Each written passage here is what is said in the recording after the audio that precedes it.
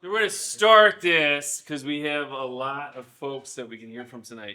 We're going to do a quick warm-up exercise with the audience. We're going to popcorn out just some themes, anything that might have stuck out for you for either of the films. Doesn't have to be a fully formed sentence even. I'll start. So one thing that stuck out for me for this film was dedicated parking spaces for lobbyists at the Louisiana State Capitol. So anything that stuck out for you, either a person, an image, a feeling. Go ahead. Yes. I was interested in what they were saying from the end about people protesting enough to change laws, and I wanted. Okay, you want to hear more about protesting and changing laws. Changing laws. Yeah. Okay. Anything else that stuck out for anyone? Yes. I was surprised to learn that we overproduce plastic. I wasn't getting much of that. It's getting used. It sounds like that's not the case. There's more supply than demand. Interesting. Okay. Anybody else? Filmmakers online?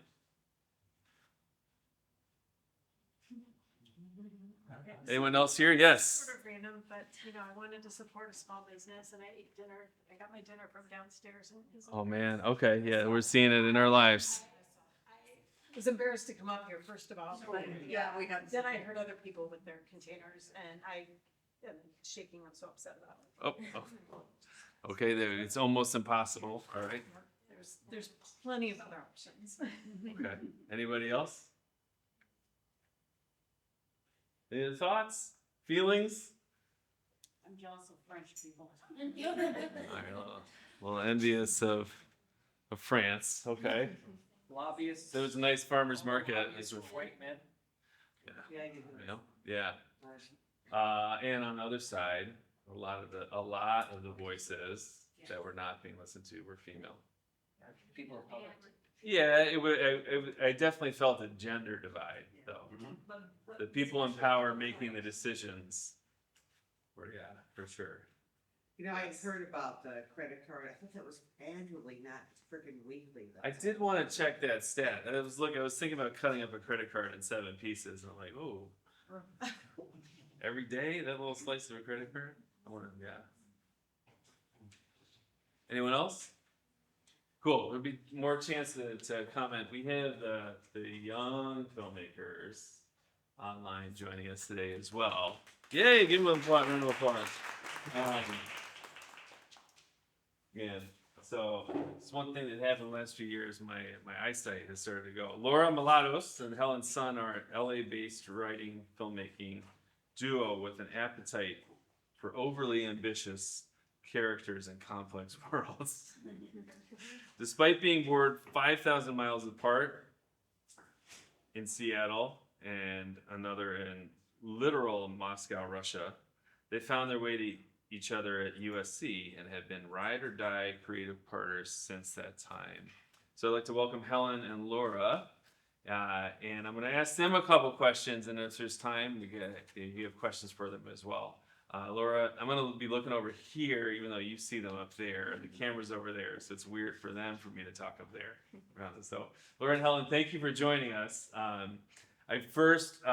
think using this time as someone who's maybe in the middle part of my life, wanting to learn a little bit more about how young people in your generation, how you are seeing that age group react to the specific issue of single-use plastic in general. So, if you wouldn't mind introducing yourselves as well, because I didn't actually point out who is Laura. Yeah, all right, thank you. we love One Earth Film Festival so much. They've been so kind to us. Yeah. But yeah, in answer to your question, I think we're feeling our generation was kind of born into this plastic world where plastic is omnipresent and it just is used in this really compulsory way. So it feels like that's not even unique to us as with our film. We were looking at in the 60s when you had this big boom of single-use plastic, but it feels like by the time it got to us, it's just compounded so much. I remember growing up, we were just kind of going through our life and this is the norm. And I think a lot of us are feeling that we're needing to rethink the messaging that was taught because it was always like reuse, reduce, recycle, and no one did the first two, but if you did the third, you were good. And there's this feeling like all you had to do was recycle and you were fine. And it felt like that messaging was really skewed and sort of almost there to absolve anyone from any actual like moral obligation from these bigger corporations that are wanting you to use plastic, and especially single use plastic. So I think for our generation there's this feeling of sort of recognizing ourselves as consumers a lot more and rethinking the messaging that was Yeah. taught to us. I think, yeah, like Laura said, there's a lot of like absolving yourself of individual responsibility. But I also feel like what we feel very strongly, and a lot of people in our community feel very strongly, is that we have the social media tools to do the sort of counter messaging the way we did before. And I think the way it was sort of pointed out in our film, this started out as a big, like massive media attack on the corporation side to both push plastic in our everyday life, but also like absolve us of any individual responsibility. And we feel like we have individual powers to fight that. Yeah, it's like now we have to match that with an equally big push of education to sort of undo all of that learning that was happening in the wrong direction. And are you both California based now? You mentioned were you born or did you grow up 5,000 miles apart? I grew up in Seattle and Helen grew up in Russia, and Okay. then college is when we both moved to Los Angeles. So Helen, are you still connected with your family and friends in Russia as well? Yes, I'm actually going in a few days. Do you have like a context? Do you have like a feel on like how 5,000 miles away, do you see a difference between California and Russia in this issue? Yeah, I think so. I feel like, I mean, it goes back to capitalist roots of everything that is America. I can't say like do it all the Russian way, but I think with the like communist roots, the sort of like a little bit like everyday poverty roots, there's a lot more emphasis on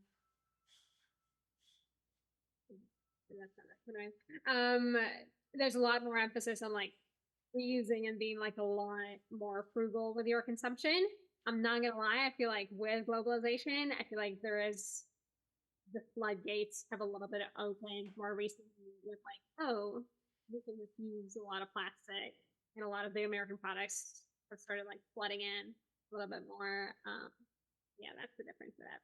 All right, and we talked about one other thing specifically because your film is satirical, and just thinking about what do you see is like why choose satire, and what role do you feel like satire has a place for in social change with in the audiences you're trying to reach? Yeah, I think for us, we've always been very interested in what feels like more taboo topics. And I think with satire, it's an entry point for people where it feels like it is such a serious topic, but we can present it in a more approachable way where someone that might not otherwise listen is ready to sit down for the conversation because they feel like it's kind of through a comedic lens that is more familiar to them. Yeah, I think the sort of like in all of our work, but with this film in particular, satire and comedy have been tool of like an entry point for conversations. I think in this one, it is so very plain and obvious what the conversation is supposed to be.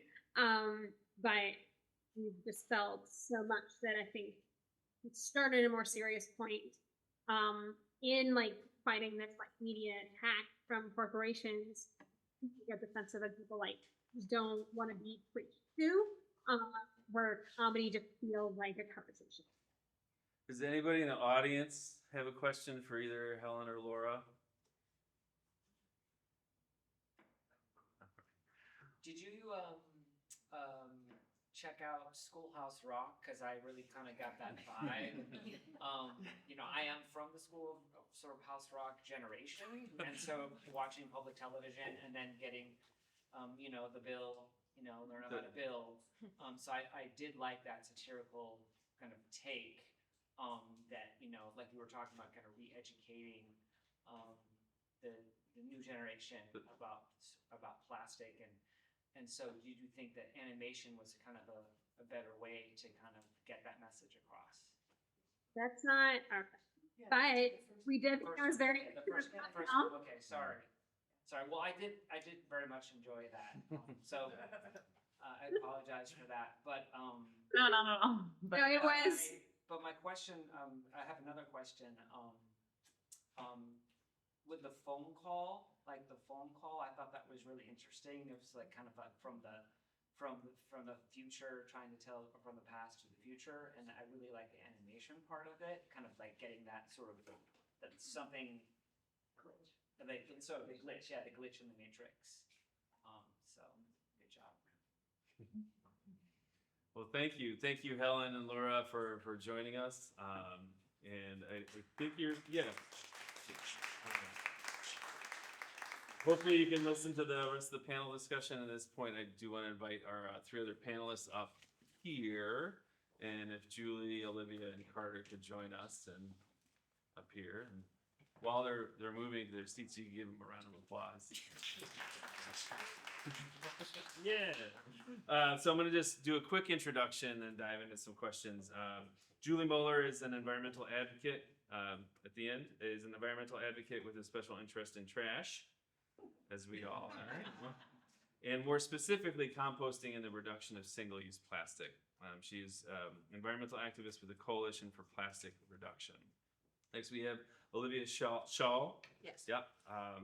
Biology graduate student and research assistant at Loyola University Chicago. Olivia is a biology, and she is studying microplastic pollution in urban rivers with a passion for making science communication accessible and engaging. Finally, Carter O'Brien, the Assistant Commissioner of the Department of Streets and Sanitation for the City of Chicago. Carter, he comes from the city, has a 25-year career with the Field Museum, where he was their sustainability officer and chair of the institution's green team for nearly 20 years. So thank you all. Why don't we give him an applaud again?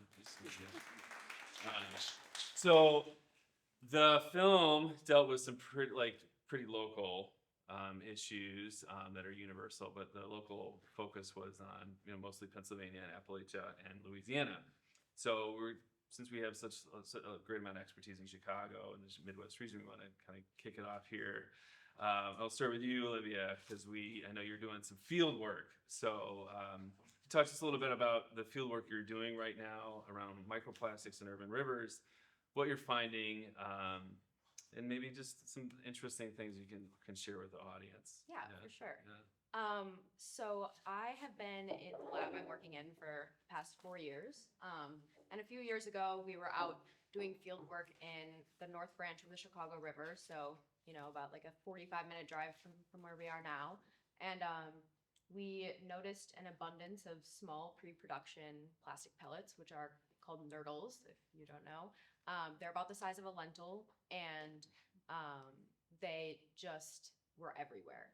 And they accumulated in vegetation, on algae on the surface. And that led us, to ask a few questions. Where are these coming from? How are they getting here? Where are they going? What are the impacts of these? So that is a big focus of my work currently. We're going out in the field next week to do some more collections, but finding those point sources of pollution that it's just getting dumped into our rivers. And it's not regulated. It's kind of similar to what was shown there. It's a voluntary, reporting system. So it's honestly astounding what we find in the rivers, how much plastic. And that's just what you can see. There's a lot that you can't even see. That's, you can only see under a microscope. And it's like Yeah, that's the base of our research. So I'll So just to stop there. clarify, the nurdles Yes. are little bits of plastic. Are what are used to Yes. make and melt into other plastic, So yeah, so the bottles and things like that. yes, pre-production pre-production. plastic. So it's you commonly see like polypropylene, polyethylene, polystyrene. Mhm. And so that is what gets melted down and shaped into plastic bags, plastic water bottles. Right. Basically any like plastic product you can think of can come from those. So. Okay. And so, Julie, you had one thing I didn't actually know is where plastic gets made in the Midwest. They were very clear, like up and down the Mississippi, right, is a big production area, especially for fossil fuel products. But where in the Midwest, in the Chicago area, Yeah, is there's plastic being two- produced? There's two petrochemical companies by Lyondell, Basel, which is a French company, ironic. And there's one in Clinton, Iowa, and then along the Mississippi, and then there's also one in Morris, Illinois, that employs 450 people. So that's a petrochemical company, but then simple pre-production plastic. What Olivia was studying, there are 16 plus production companies in the state of Illinois. So, I mean, this isn't necessarily bad. I mean, what I really focus on is single-use plastic. So maybe some of this plastic is, productive car seats, car parts. So I'm not saying all those companies are bad, but I'm just saying that we would be amiss to not think that it's being made in Illinois and that it's not a problem in Pennsylvania or We Louisiana. haven't actually talked about this, but the nurdles, right? They're, I'm gonna keep saying this They're word all being night. The produced. nurdles aren't, the plastic isn't necessarily being produced where the nurdles are, right? Those still have to be shipped to the plastic production facilities. So the facilities you're talking about making things out of plastic, whether it's single use, Yeah. are not the same place where the plastic is being Yeah. initially There's processed, some, right? like Yeah. 14, 16 Yeah. pre-production Yeah. girdle factories Huh. in Illinois. And just in Illinois, and most of them are located right along a river. Right. So that's Which river? um, All rivers? well, yeah. Yeah, I okay. mean, it's where we're focusing right now is the North Branch, but this summer we're planning on going out like Southern Illinois and doing some stuff down there. But yeah,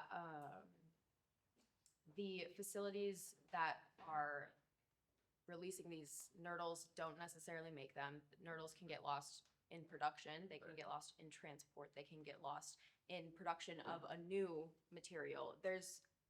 Because they're so small and so pervasive, there's so many ways they can enter the environment. Right. And that's just one form of plastic pollution. There are so many other like channels for plastic to enter the environment that it's tough. It's tough. Okay, so I'm gonna Yes. throw this out there. We get our water from Lake Michigan, right? The Chicago River eventually flows down, to the Illinois River and the Mississippi River. Plastic is going away from us. What is it really an issue, Carter? I mean, can you say anything about maybe Lake Michigan and plastic in Lake Michigan? Is it there? Plastic is everywhere. So, I think that the key thing to understand for everyone about the topic is that it's invisible.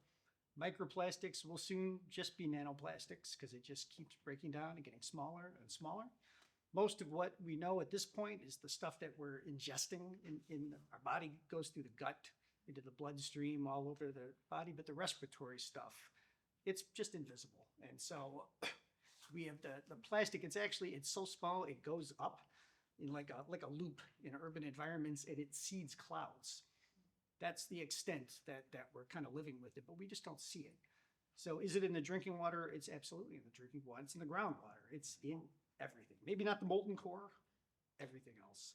So the good news, there's not really good news, but the news is that, well, the news is that the struggles of maybe 5 years ago where I went on a tour of MWRD and I just said like, well, can't you just sort of put a screen on it to filter it? And the guy looked at me and he went, ugh. Man, he goes, that would take a lot of energy. Like we would have to make a really fine kind of filter and it would take incredible amounts of energy to push it through. And somebody at some point figured out like, okay, but what if we had 1 billion smaller filters and we just slap them on the washing machines that are washing all of our increasingly kind of plastic clothes and stop it at that point of source as well. So there's creative people is the good news, I guess, that are thinking about these solutions, but things like MWRD size systems, the Jarden treatment plant where it comes into the lake, these are not exactly the kind of systems where you can just swap out a part, you know, I mean, they are huge parts of our infrastructure that take a long time. to Cool. fix. All right. So you kind of set it up because we spent a lot of time in this movie talking about all the bad things. Maybe we can switch it to some solutions. 'Cause I think we firmly established plastic is everywhere. Lobbyists are in bed with politicians. What are some solutions? So I know briefly you are working on the Coalition for Plastic Reduction is working on legislation, right? Supporting certain legislation. The city of Chicago is doing some stuff. I know Olivia, you're thinking about a lot of this stuff. Maybe I'll start with you, Julie. What is CPR, Coalition for Plastic Reduction, really like? If there was just a couple things that the audience should be looking out for right now, like what are those things? Well, the coalition, so this is where there's some good news because at least like this week I attended a hearing with the Department of Environment and City Council, and they were listening to the health effects of I'm sorry, the city of Chicago. City of Department. Chicago, sorry, of health effects of plastic. So this is something that wouldn't have happened 5 years ago. So I know it's small, but just like the film discussed, that a lot of these local laws that are being passed are important, or these state laws that are being passed, because they show it can be done. And then it can ramp up. So I was somebody who came in and was like, let's just pass that break free across all, 50 states. And then, getting all defeated, it wasn't, and people are like, we gotta go small. So Illinois passed the polystyrene ban last year. We were all at the state, and it only passed for state government that they couldn't, purchase polystyrene. We're all like going back to our offices and kind of like, okay. Well, now this year we're back again, and we're trying to ban it across for all food service ware for anybody. So I mean, it's steps. It's steps. There's 11 states that have polystyrene bans right now. There's 8 states that have extended producer responsibility. This wasn't around 5 years ago. So that's where I keep finding my hope. And the Coalition for Plastic Reduction is a group of organizations like Alliance for the Great Lakes, the Waterways, Loyola, the Recycling Coalition. It's like 42 different organizations that are behind legislation for the state of Illinois. So even though I'm in Chicago, I'll support these bills, but we also, if something's happening in Chicago, we come up and we go to the hearing, we support it. So, but it's really, we're based for Illinois legislation, and there's several bills right now. Yeah, and single-use plastic bills as well. Yeah, so they have a polystyrene ban out, and then they have the polystyrene is probably the number one. Number one. Yeah. You mentioned a phrase there, extended producer responsibility. Does everyone know? Does anybody want a little bit more details on what EPR is, extended producer responsibility? And that was a rhetorical question because I'm going to ask Carter to explain a little bit more. Please tell me more. Yeah, thank you. Thank you. Audience interaction. Carter, you briefly brought it up before, but you thought that was an important thing happening at the city level? Yeah, Or at the state level? So at the city level. Actually, can you just tell the audience Sure. a little bit more of what So EPR is? EPR is extended producer responsibility. It is being introduced in a lot of states as something that is helping fill the gap that the federal government has not been able to kind of, pull the trigger on, so to speak. And it's a way to tackle everything from tires to paint to mattresses.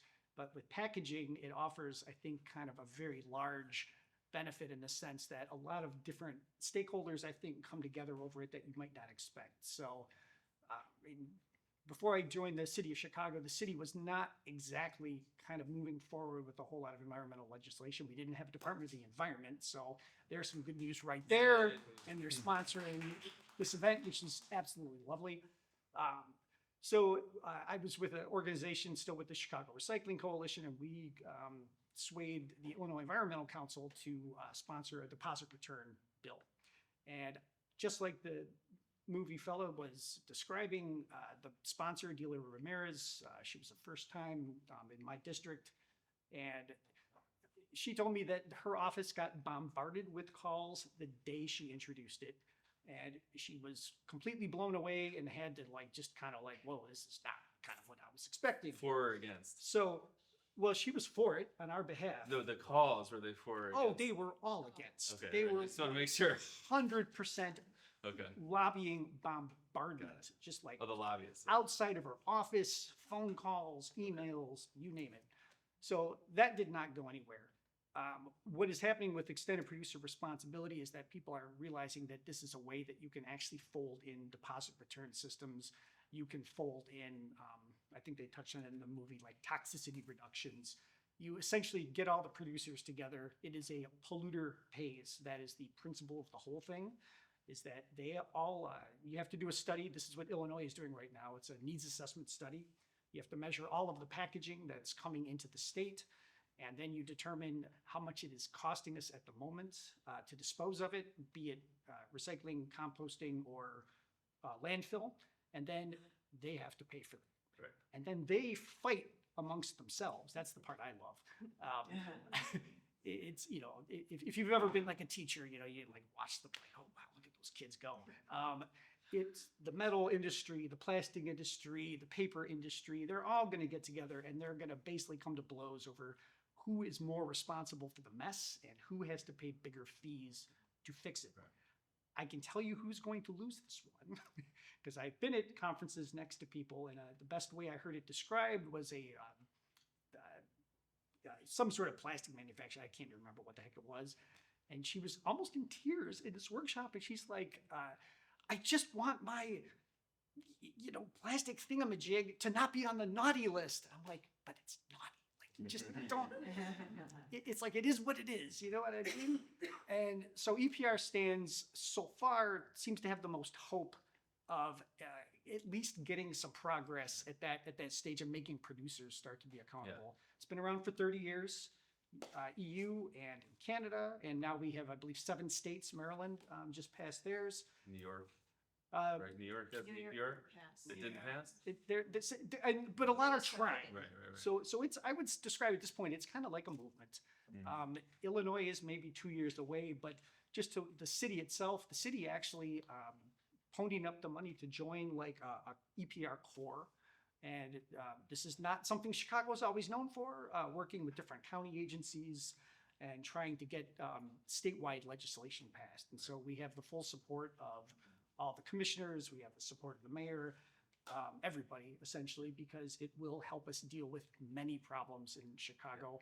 And yeah, So Keep an like eye at its heart, extended, if you are producing the item, the plastic, you have to figure out a way to take some sort of responsibility. And the easiest way, right, is paying a little bit more for that plastic item that costs too much to recycle, right? yeah. Or you could also not have to pay more if you don't produce as You don't much produce of as the much, plastic. right. So It'll work in there's reverse. less plastic in your packaging, that kind of a thing. Right, there's incentives, carrots and sticks. Yeah. Olivia, from your standpoint, what are some solutions that you see are happening? You're finding Yeah. little nurdles, but what are the Yeah. some of the solutions? you're seeing?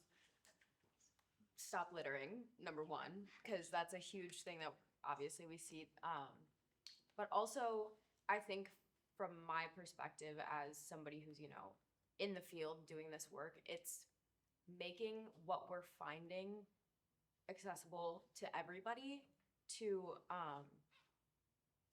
encourage people to like get a better understanding of what's actually happening. It's hard for people to understand the extent of what is out there. And it's hard for policymakers to grasp that. And if we don't make this data and these resources more widely accessible, then it's not going to go anywhere. And so from my standpoint, you know, doing things like this, just talking about it is one of the most important things that you can do. Putting the word out there, talking about it, making some noise. All right, everybody. I know there's some questions out there. I want to turn to you all. What are some burning questions you have for one, two, all of the panelists out there, out here, right here, right now? Yes. So for that extended producer responsibility, first of all, thank you for the efforts. It's great to hear what's going on at the local level.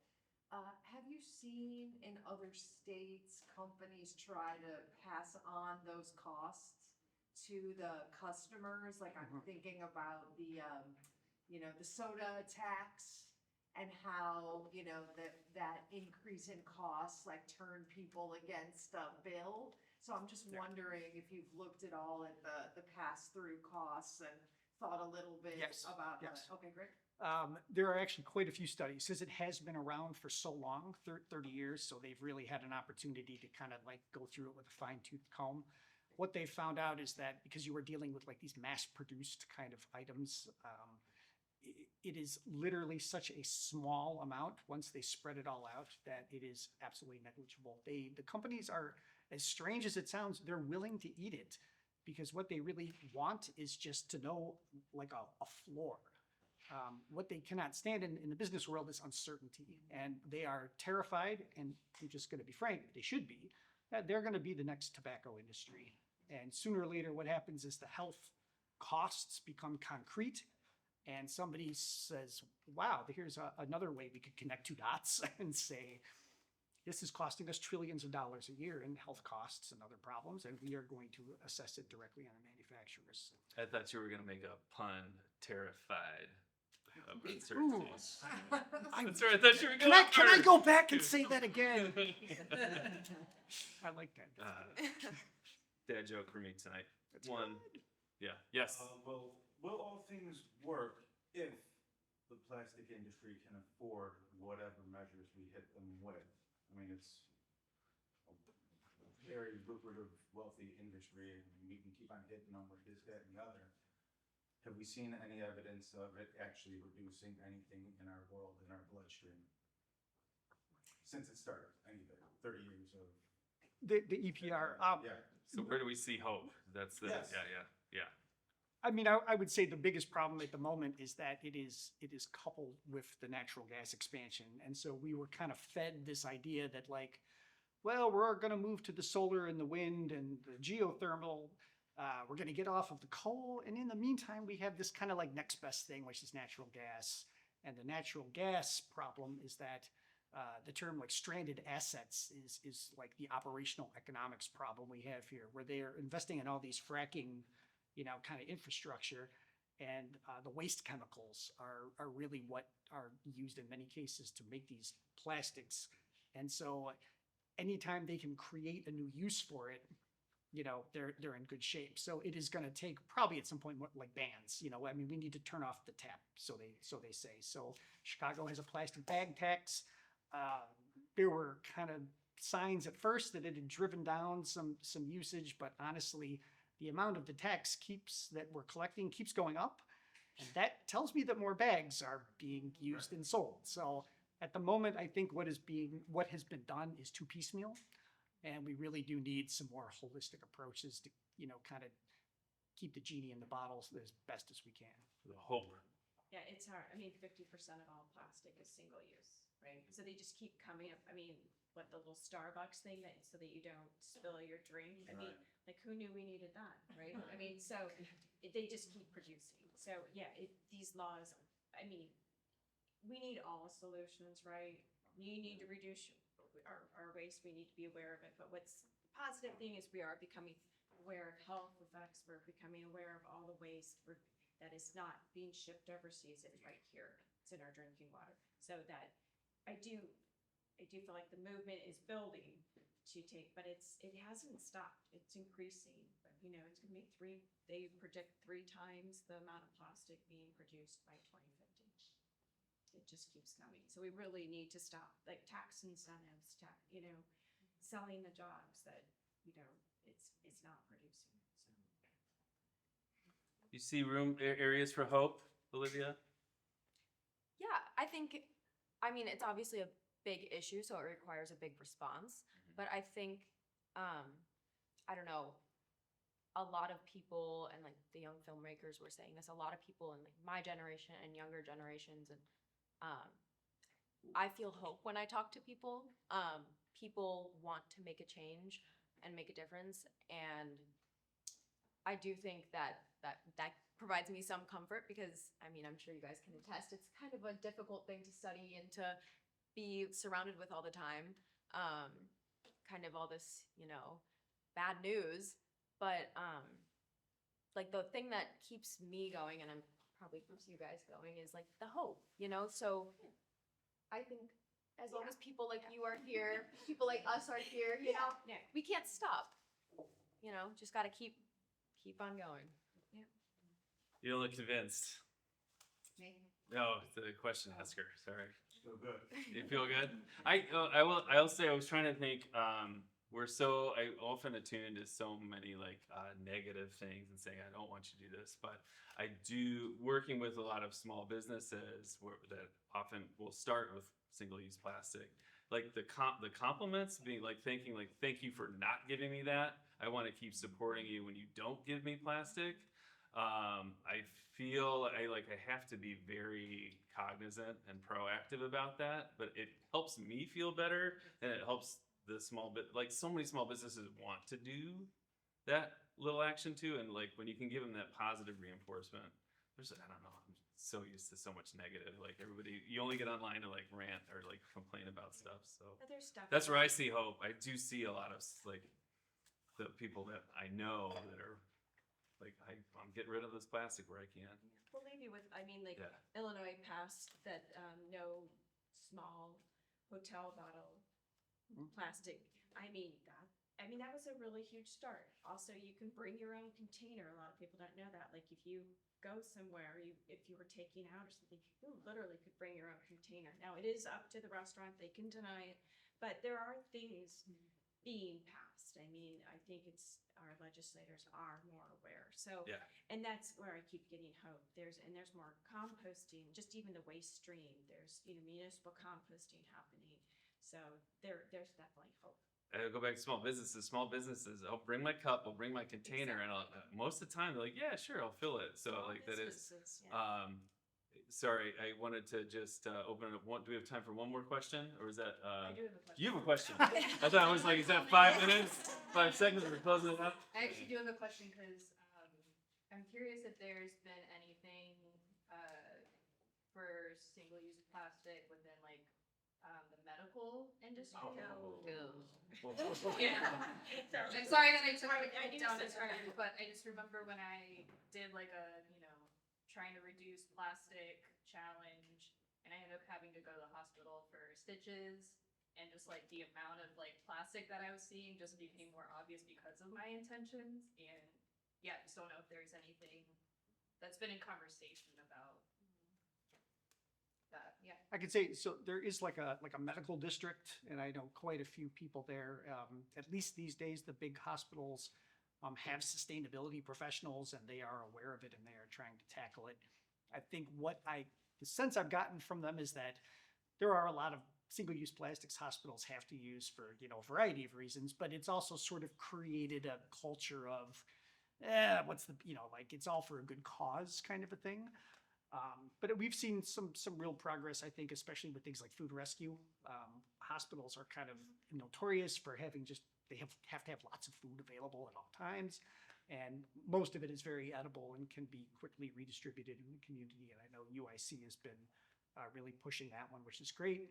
I know someone at Rush who is kind of also trying, it becomes competitive. So that's kind of what we learned at the Field Museum is if I wanted something done, I said, look, there's a longer line at the shed because they're doing it. And it's complete nonsense. They're there for the fish, of course, but it was somehow persuasive enough, and no one really wanted to kind of be like, damn it, maybe they are like in line because they don't have the same McDonald's that you have in your restaurant in your building. And when we got rid of it, let me tell you, so in terms of hope, we at the Field Museum got a 17% waste diversion rate up to over 60 in 5 years. So landfill diversion. Yeah, Yeah. we went from about 800 tons a year down to about 150 to 200. I mean, Going that- to a that- landfill. yeah, and that's for 2 million people coming in the doors, the events, the whole thing. So it can be done. We did a special event with 2,000 people. All of the waste would have fit in like a single, like trash can. It was a 96% waste diversion rate for the event. So when we want to, we can do these things. We just need to recalibrate basically the economy to make it happen. It takes bodies, and these could be jobs, right? I mean, we need kids, young people, they will go and they will volunteer at like Northerly Island. They do sorting, and in exchange for that, they get in to see, like the band. I mean, if this had been an option when I was like in high school, We did it. I would have never left. I mean, it would have been amazing. There are stadiums using reuse. Yeah. Yeah. So- Next step is getting paid. Getting paid sounds There's- great. There's one more question out there. I feel like there's one more question. Yes. Yeah, the one thing that was not hopeful, what a concern was that recycling the plastic, there's a lot of toxins in doing that, and is that something people are working on? Because we do have this whole myth of recycling, and I always feel so good when I'm doing that, but I feel like it's Yeah. accomplished. Do you have anybody that's working on that, Olivia? Not Mhm. personally. I don't know if you did anything at Loyola with that, but yeah, not. Yeah, the work I did was trying to do compost material, and unfortunately, a lot of that is got the toxins in it as well. So, yeah, it's difficult. It's an The issue. recycling It's an issue. was, the numbers, the chasing was done by the chemical, and even like tracking your carbon footprint was a marketing campaign presented by BP, British Petroleum, in 2004. So, I mean, it's insidious. So, recycling's not the answer. There are a lot of things for reuse, and a lot of people doing a lot of good work. Like again, I said, you need all the answers, but So, yeah, I would but I wanted to should- ask you, Carter, about Good. Chicago. It is literally my job. So Yeah. I can tell One you and that two? Yeah. ones and Ones and twos twos are good. actually can be recycled very well. One's the natural HDPE, the milk jugs. At the moment, that stuff is worth more than aluminum, and it's an artificial, economic force that's doing it. It's commitments by Coke, Pepsi, Unilever, Nestle to use post-consumer recycled content, which, as long as it's not dirty to begin with, is okay. The problem is when they, the temptation to use like e-waste plastics and things that have had other things leach into it. So as long as the material stays together and it's like the food grade stuff, I'm of a lot of mixed minds. I mean, it's like we have to deal with what we have right now, and right now recycling is better than the alternative, which is that it either gets loose out in the world or it goes in a landfill. There's still value, there's more jobs, it's recirculating the material. On the other hand, I'm also fully on board with cutting out the stuff that clearly is toxic. So like right now, I try to reassure people, if you go in the ordinance, you are not allowed to have in single stream recycling most of the poisonous stuff. The film plastic, the 3s and the 4s, those, and the 7s, good Lord, the others, as it's called. I love that so much. 1s and 2s, I think you can feel okay about it. The general sort of feeling is, as long as it's not polystyrene, like number 6, if it's like hard, rigid plastic, we can probably recycle it okay. But even in an ideal situation, that plastic can only be recycled a couple of times. So we're like kind of buying time with it, but it's not like aluminum glass, which can be reused infinitely. Carter, I would be remiss if if I didn't ask this question. Several administrations ago, there was a study that came out about the recycling rate in Chicago. It was under 10%. Do we have numbers? Yep. For more recent numbers for the recycling rate in Chicago? So that number reflects, it's still about 10%. It reflects the household recycling rate. This is not the same thing as a city waste diversion rate. In Chicago, it's probably close to 40, but most of that is from construction and demolition reuse, which is good. But, bricks, concrete, these things can be reused pretty effectively. Steel, it's kind of one of the, ups. You look at this place is an industrial remnant, right? Chicago has whatever years of experience recycling metal specifically, but it comes with a cost to the people that live near it. So what's we've done in Chicago is we've pushed it all out of here for the most part, and so we don't see it. It's still happening somewhere. The household recycling rate, there's some forces that make it very challenging, and plastic is a big part of it. Plastic is really light. So what that rate represents is the weight of the blue carts over the weight of the blue carts plus the black carts. And when you're going from like a glass bottle to a plastic bottle, that weight is just diminishing quite a bit. And as we know in Chicago, we have people that pick through these cans and carts for the metal. So they're also taking material out. That's fine as far as I'm concerned. I mean, it's getting reused. I think where we're really going to need to go to get that rate up is getting organics out of the mix. That's the single biggest component of our waste stream. It's wet, it's heavy. If there's anything more absurd than kind of plastic, it would be the fact that we pay a lot of money to move water around, because that's really what you're doing with food waste. The food waste is like 60% water. So when you get it to the compost facility, you've spent all that time to kind of like shape it, move it, take care of it, and then it gets there and, a good amount of it just disappears. But that's better than having it in a landfill where the methane is pouring up, because methane up to 85 times as potent as CO2. And so another cause for hope is that if we can get the methane under control, which we definitely can, that buys us a little bit of time to let the decarbonization kind of work. So we're still under 10% for household recycling rate. Those are numbers from LRS, For from this, Lakeshore Recycling, yeah, for this year, I just got March. We're at 9.96. which is an increase from the last study, which was under 9%, right? So Blue Cart Recycling in Chicago rolled out in pilots. Uh-huh. And with the pilots, I know this will surprise you that Yeah. they picked favorable parts of the city to pilot, Yeah. intentionally. So it starts off at like 18%, and then it just, as they expand it, it kind of goes down. This is a down, long time ago. down. Right? We have Yeah. essentially been at 10%, I'd say, for 10 years. Right, okay. It's pretty much like a flat But line. Lakeshore Recycling, or LRS, is releasing the numbers. Oh, well, we track those Okay. things like Okay. nobody's Okay. business. But then I want to end it with the final hope, because you didn't quite get there with the composting, because there are drop-off locations in the city of Chicago where you Yep. drop off food scraps. Is everyone aware of that? You want to give one more pitch for Yeah, that? so we have 20 located around the city. If you go to chicagorecycles.org, we have a map.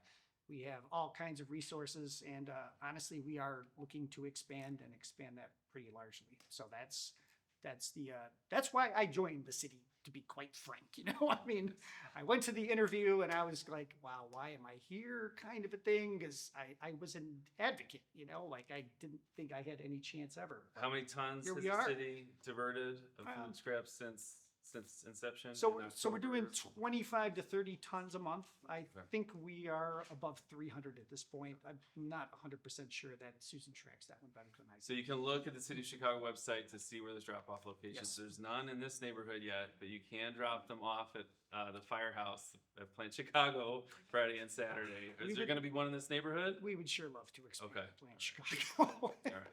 So thank you. Thank you all. Did you have anything else, Jen? Thank you all.